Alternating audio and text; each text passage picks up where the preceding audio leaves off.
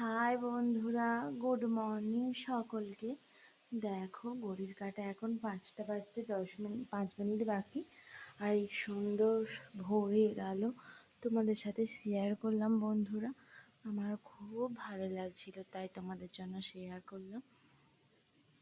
দেখো এখনো মনে হচ্ছে সন্ধেবেলা, তাই না বন্ধুরা? আমি করছি এখানে রান্না, তোমাদের দাদা ভাই খাবার নিয়ে যাবে।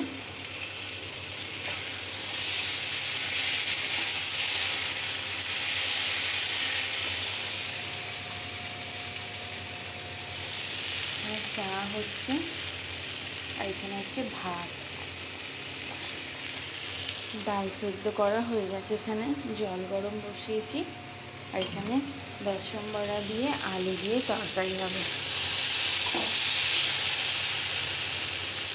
আর এখানে কাঙ্গুল ভাজা হয়ে গেছে।